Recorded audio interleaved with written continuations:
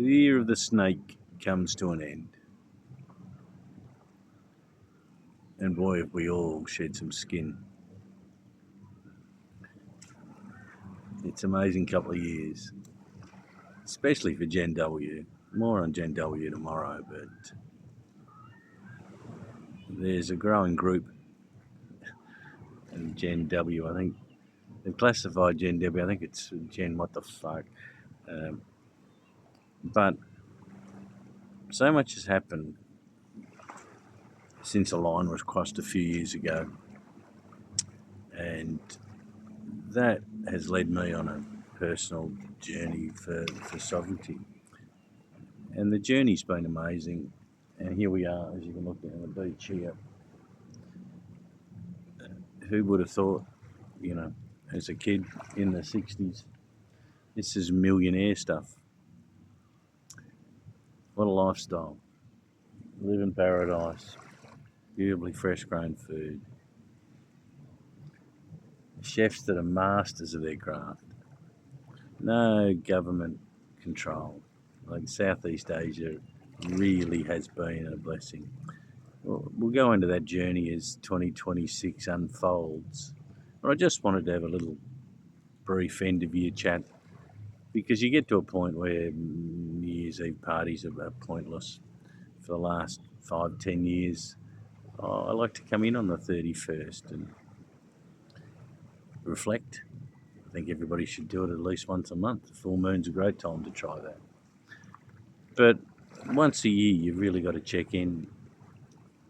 What were my plans for the year? Did I complete them? What objects appeared? Where was I triggered? Where was growth? Where did God shift my thinking? Where did I relearn?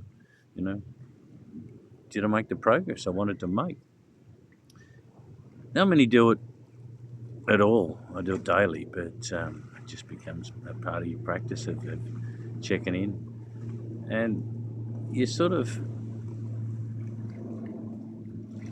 got to reflect on, where you're really going. Where do you want to be? I meet millionaires here all the time that are busting their hive 48 weeks a year, to come here to live large for 2 weeks for a fraction of the cost of living in Australia. You can live here. There's plenty of retirees. For those looking that way, I'll certainly be able to help you along your way. But I think on the 31st, just check in where you are. Like, I'm nowhere near where I thought this year was going to unfold to. I'm in a completely different place.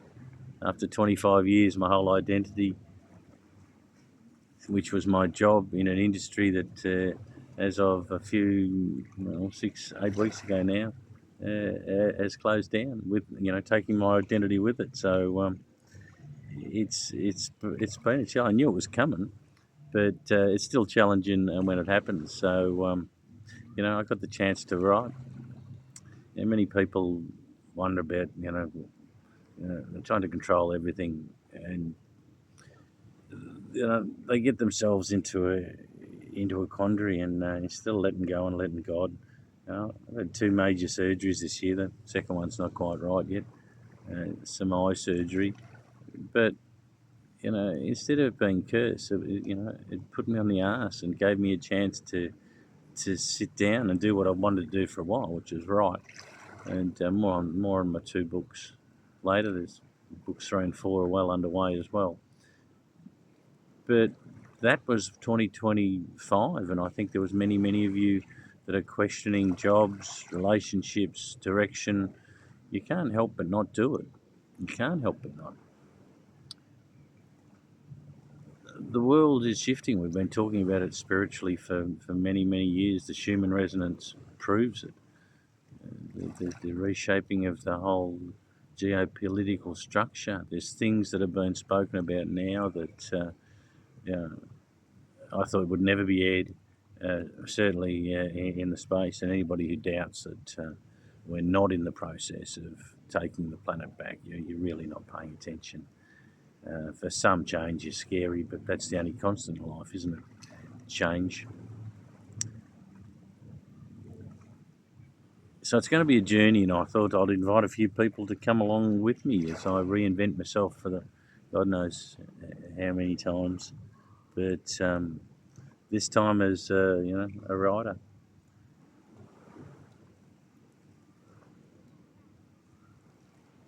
Got a lot of life experience, a lot of spiritual wisdom, and the thing is,